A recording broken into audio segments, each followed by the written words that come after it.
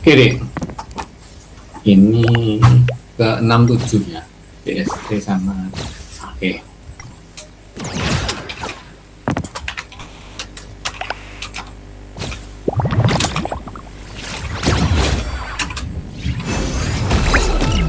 Oke, kita hitung JST ya. Jadi JST dipakai untuk apa gitu, dan di AI itu fungsinya untuk apa kan gitu. Oke, kalau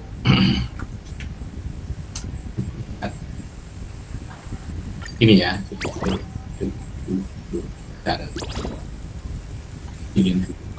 Tiga.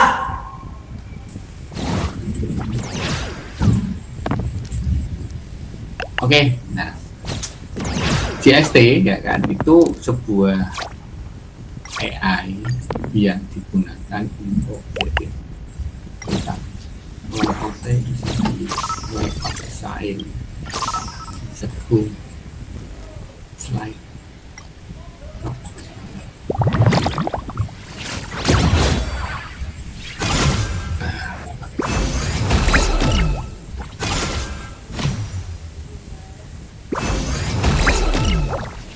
Oke.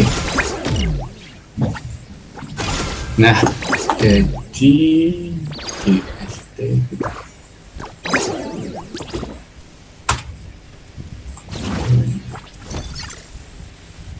oke. Ini bagian dari salah satu ya, ya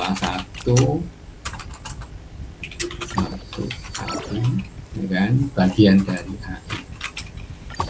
Bagian dari AI yang memiliki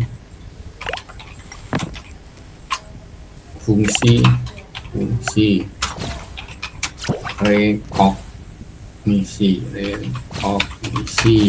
ya, rekognisi. Jadi fungsinya JST itu lebih banyak ke rekognisi, artinya pengenalan.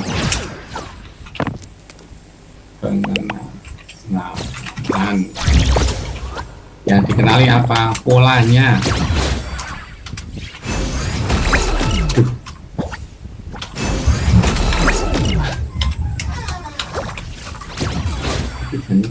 Bawah polanya. Pola itu sama dengan fitur, sama dengan ciri. Nah gitu ya. Jadi yang dikenali itunya. Jadi untuk bisa adik-adik menggunakan NN atau ini biasanya dikatakan neural network ya, NN atau neural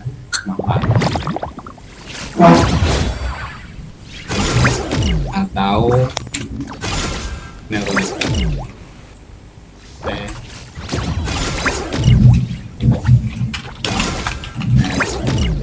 Oke ya. Jadi yang dikatakan cirinya, jadi kita untuk menggunakan JST itu harus kita punya cirinya dulu, ya kan? Baru ya kan kita bisa menggunakan ini. Cirinya untuk apa? Untuk learning kan gitu. Maka kalau kita bicara NN ya kan, maka adik-adik bicara mengenai neuron. Saya masih kalau pernah, oke, neuron saya gambarkan yang paling sederhana yuk.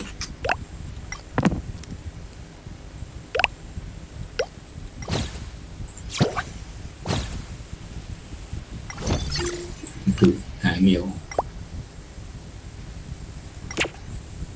Ini NN punya ini. Oke, kemudian dia punya ini. Oke, gitu ya. Oke, kalau adik-adik udah pernah ketemu dengan mata kuliah ini, saya ketemu lagi dengan yang belakang. Yang ada gambarnya ginian.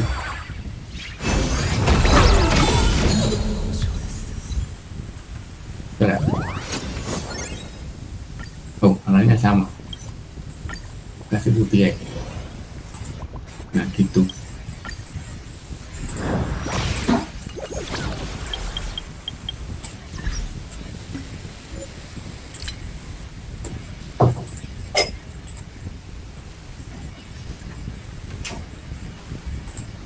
Nah, gitu ya. Oke, jadi NN punya topologi yang gini, ini arsitekturnya. Oke, kita punya input.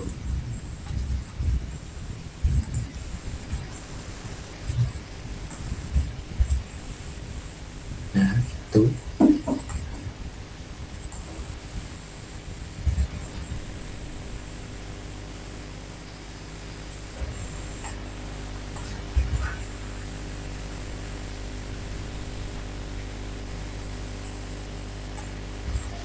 Oke. Salah.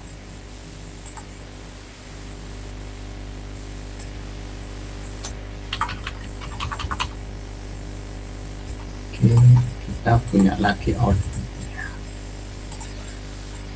Nah, itu ya, ini namanya neuron, ya kan? Dan ini adalah outputnya. Ini neuron outputnya di sini, deh. Aktivasi itu di luar. Jadi yang dikatakan neuron itu yang depan-depan ini, neuron. Wih, kamu gitu.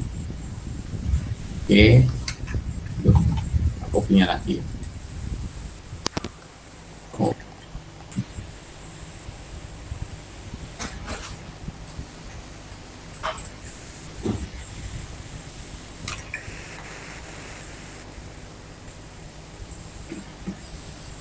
Ini neuron lagi, ini neuron. Gitu. Cuma yang di depan tuh namanya di depan karena ini neuron ya, neuron input. Oke, yang di depan-depan ini, rombongan ini input, maka dikatakan neuron input. Oke, yang ini output. Di sini ya, output.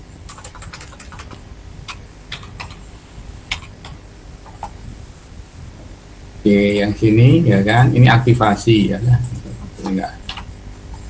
Ini aktivasi di outputnya, deh. Dia udah masuk di outputnya. Mau diaktifasi atau enggak ya monggo lah. Ini aktivasi.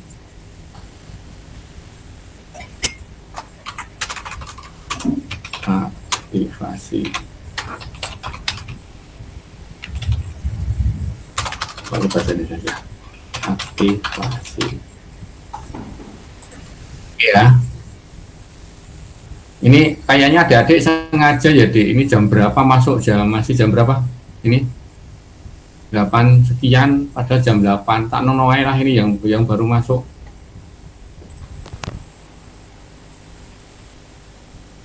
Oke ya, aktivasi neuron. Oke. Neuron input. Nah, tengah-tengahnya ada W, bobot.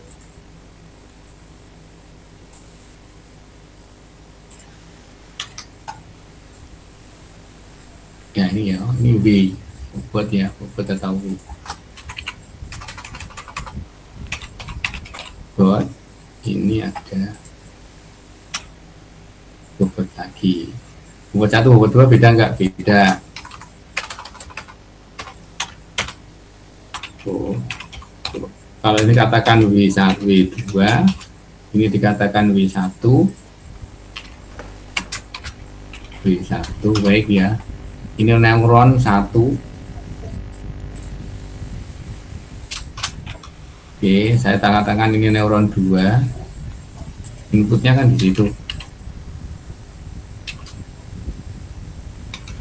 Oke, kalau ini sebagai input 1, copy ya. Nah, gitu. Minta kasih input 1. Oke, ini tak kasih input 2.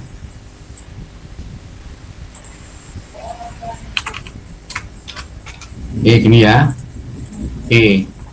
Nah, ini deh, ini struktur. Nah, jika katakan arsitektur neural network. Oke, dia bisa sebagai ngenali dari mana, ya kan, Pak? Gitu ya. Oke, dia punya persamaan D, ya kan, persamaan yang ini. Kalau ini dikatakan apa namanya, Y, ya kan, tambahi outputnya ya, sini ada Y ya. Ya, tapi nggak masuk aktivasi nggak apa-apa. Ini output. katakan output 1 ya, output 1 ya kan, ini output 2 itu kan telah diaktifasi, bergantung fungsi aktivasinya. Biasanya menggunakan apa deh, menggunakan apa, relu atau menggunakan apa biner, enggak apa-apa. Ini output real, output 2. Nah gini ya, oke, dia punya persamaan, kan keluarnya di depan, kita ke sana ya kan, maka persamaannya adalah kan gitu. Oke, ini persamaannya ya simple kok deh, NN itu input 1 kalikan bobot 1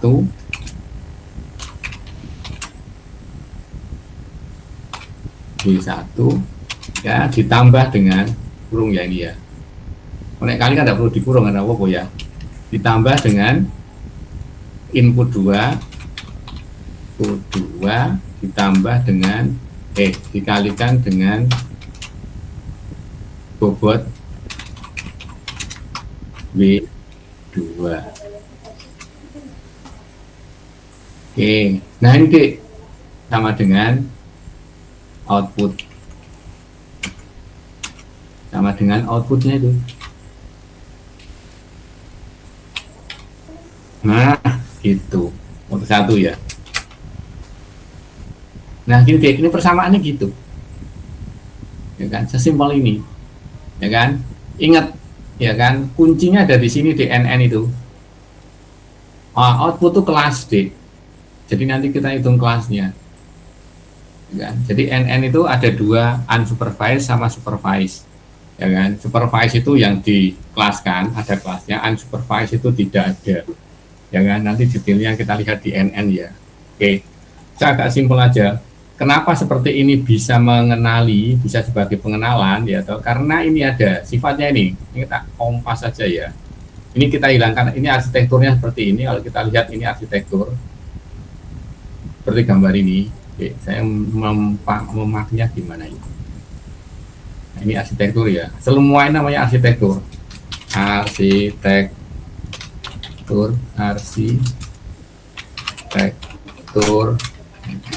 ya kan, paling sederhana ini sederhana. Oke ya, oke, ini kalau tak duplikat gini, oke, ini kita hilangkan semua deh, udah kita hilangin. Nah sekarang kenapa bisa mengenali? Nah ini aja kuncinya di sini di NN itu. Besarkan dia. Nah gini ya, ingat iki loh dik.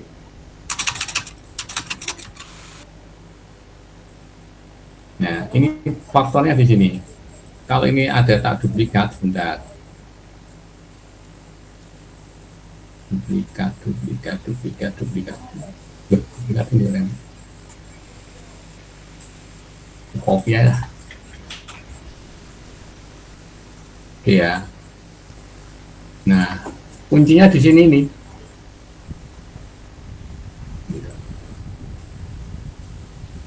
Nah, ini aja.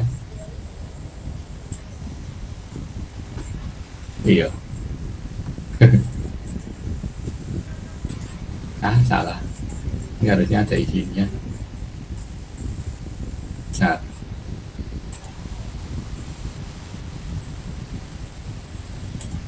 Gini kuncinya ini ya kan. Nah proses learning, katakan ada learning itu ada recognize toh. Learning itu itu adik-adik mencari ini diketahui ya kan. Problemnya gini, ini toh, ini diketahui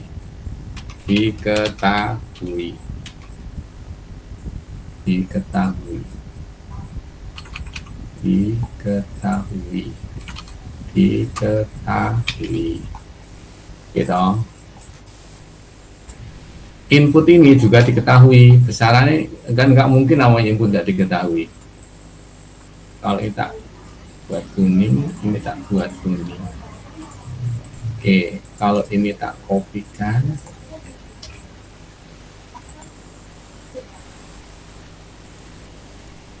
Nah, gini loh.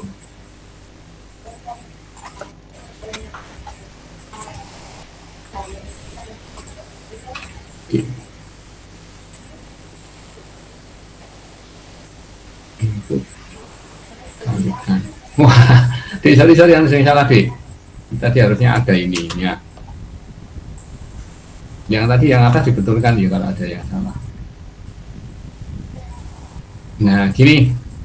Cuma biar nggak sama dengan yang samping, ini mau tak bikin beda. Nah, gini ya, biar karena itu beda depan yang belakang. Nah, gini. Ini diketahui, ini tidak diketahui. Yang tidak diketahui adalah bobot 1 dan bobot 2. Ini proses iterasi. Ya kan? Saat iterasi kita coba-coba deh, ya kan? Sebenarnya kita masukkan angka sini, ya kan? Kemudian ini ada outputnya. Ini diketahui, ini kata ketahui, ini diketahui, ini diketahui, ini enggak diketahui, ini enggak diketahui. Gitu. Nah, sekarang ya kan? Kalau ini ketemu angkanya ini sama angka ini dikalikan ini, kemudian ini dikalikan dan ketemunya sama yang belakang, maka prosesnya setimbang. Ya kan? Ada error, ada, nggak mungkin ada persamaan nggak ada errornya, ya kan? Errornya tapi kan kecil, ya kan? Biasanya 10 pangkat 5. Di saat ini setara, ya kan? Di saat ini setara, ya kan? Maka ketemu ini kan, bobot yang depan ini, bobot 1, bobot 2, ya kan? Tuh. Maka didapatkan W1, W2. W1 ya kan, sampingnya adalah W2. Kalau ini dimatrikan kan ketemunya begini, W2. Kecil atau gede? Kecil ya, kecil. W1, W2. Boom, boom, boom. Ini gede, gede. Oh ini. Nah, ketemu D. Nah, inilah D yang dicari. Jadi proses learning dalam rangka mendapatkan ini saat kondisi ini setimbang.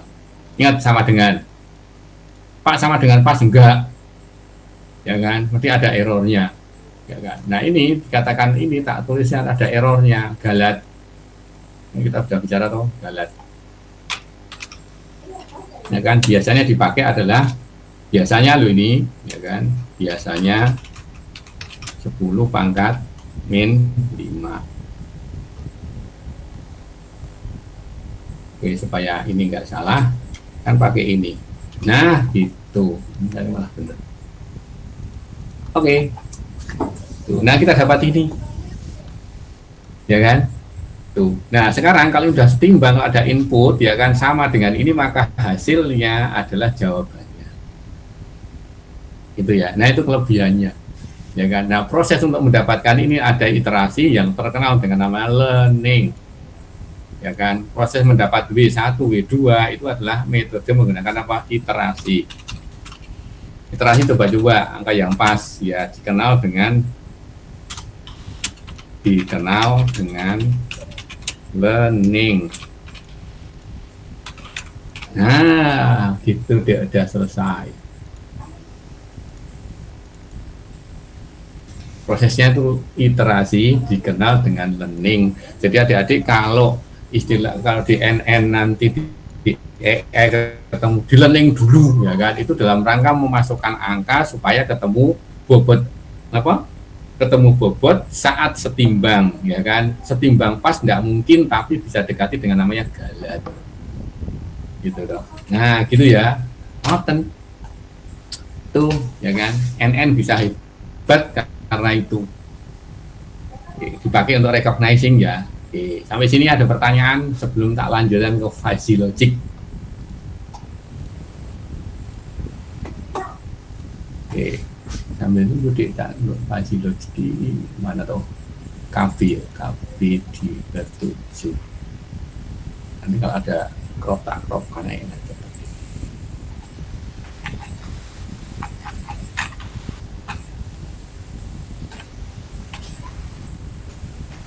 Nah ini ada contoh ini.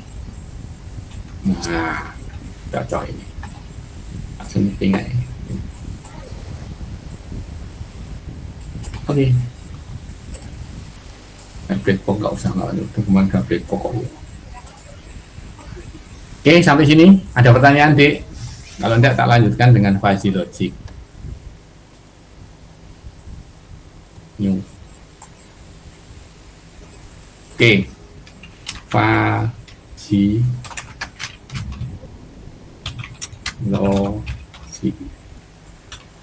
Ya, fazilosi itu untuk apa? Kan gitu toh. Oke, untuk mengatasi ketidaklinieran apa ya, prediksi atau data, ya kan? Untuk mengatasi ketidaklinieran data ya, atau prediksi aja lah. Statement juga paling statement. Artinya loh, ini agak spesifik, bukan 0 dan 1. Ini kan biner, ya kan? Pasti bukan 0, bukan ya dan tidak, ya dan atau tidak. Oke, fungsinya ini, ya kan? Jadi logika kita selama ini ada logika apa nih, logika 0 dan 1 biner. Yang ini enggak, gitu ya. Oke, jadi ini banyak dipakai untuk prediksi deh, ya kan? Kecepatan tuh menggunakan rem, itu rem otomatis mobil itu pakai ini fuzzy logic, AC pakai fuzzy logic, ya kan? Pak jadi koyo apa to. Nah, kayak gini fuzzy itu. Ya, ingat fuzzy itu kabur ya, ya kan? Nah, ya ini tak contohkan ini. Oke. Dalam sebuah usia, ya kan, itu ada muda, parubaya, terkait dengan umur, ya kan, terkait dengan umur, gitu ya. Oke, sekarang ya kan, nah ini makanya dibuat ini, ya kan, Pak yang dihitung luasannya ini tapi terlalu ruwet deh hitung luasannya itu, ya kan, kita pakai yang cara mudah aja. Oke, kita ada 0 dan angka 1, ya kan, itu fungsinya mu-nya, ya kan, itu rata-ratanya toh, karena ada segini. Oke, ini kan tambang rata-rata. Nah, ini ada umur. Kapan seorang dikatakan muda, kapan seorang dikatakan parubaya, kapan dikatakan tua. Di dalam biner itu hanya 2, ya kan, muda sama tua, parubaya nggak ada, ya kan. Logikanya 2, ya kan, muda sama tua. Nah, sekarang kalau parubaya piye? Ya kan, nah dalam statistik itu, ya kan, dalam statistik aturannya, ya kan, tua itu di atas 65, ya kan, muda itu di bawah 25. Lah yang 25 sampai 65 itu apa? Nah itu ya. Oke, ada yang mengatakan gini, saya menggunakan kecepatan motor pelan, saya menggunakan kecepatan motor buanter banget atau cepat. Lah di antara muda sama itu apa, ya kan? Nah itu ya, itu fungsinya fuzzy logic lah. Berarti ada apa? Parubaya. Kapan seorang parubaya? Nah kan muncul ini deh, ya kan, 25, 65, tengah-tengahnya 45, ya kan, ke atas 20, ke bawah 20. Oke ya, gitu ya. Oke, maka ya kan 45 adalah parubaya. Sekarang kalau umur 35 itu masuk apa? Parubaya atau muda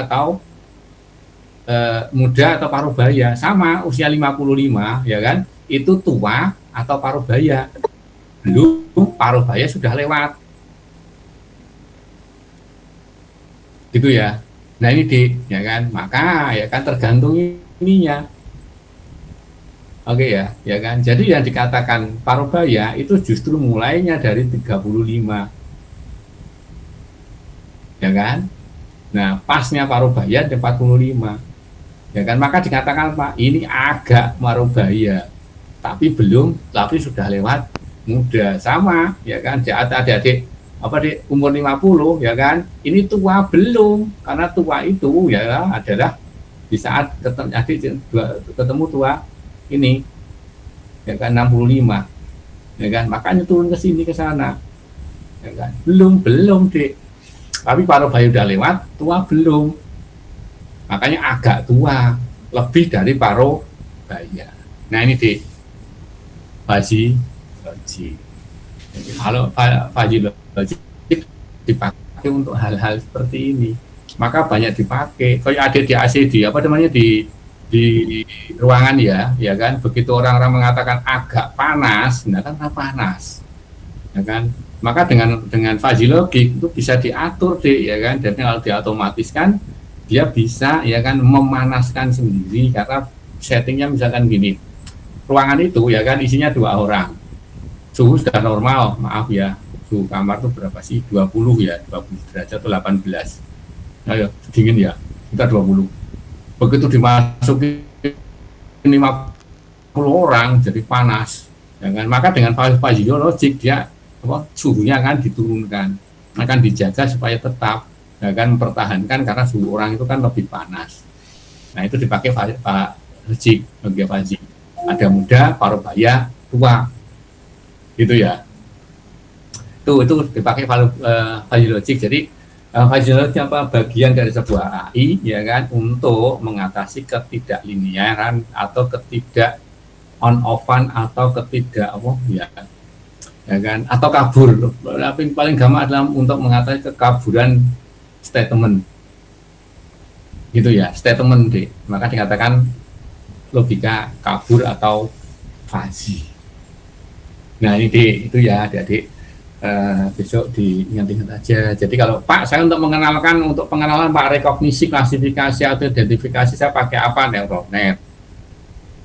Pak saya mau mengadakan prediksi tapi tidak jelas Pak, ini ada beberapa golongan Pak, ya kan, misalkan kecepatan lambat, agak cepat, agak lagi itu paling cepat. Nah berarti saya menggunakan apa Pak? Fuzzy. Pak saya untuk mengendalikan kecepatan motor Pak pakai apa? Fuzzy lagi.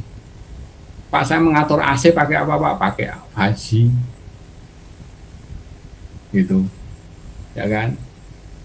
Yang di HP itu sudah menggunakan fuzzy loh, di waktu changernya itu loh, di changer itu kan tadi kalau masih 0 itu biasanya agak lambat, tapi begitu agak tengah-tengah cepat, ya kan. Tapi begitu nanti mendekati yang 95% dia akan low, lambat lagi, ya kan. Dia menggunakan fuzzy, jadi tidak flat, enggak. Jadi agak lambat karena pemanasan, nanti pas tengah-tengah dia udah panas, dia cepat, tapi begitu dia mendekati penuh, direm. Itu menggunakan apa? Fuzzy. Nah itu ya fungsinya fuzzy. Oke, saya kira itu. Mohon maaf teman-teman yang baru masuk, itu diberitahu saya nggak mungkin approve-nya di Google Meet-nya. Adik-adik nggak masuk akal, sudah mau habis baru masuk. Gitu.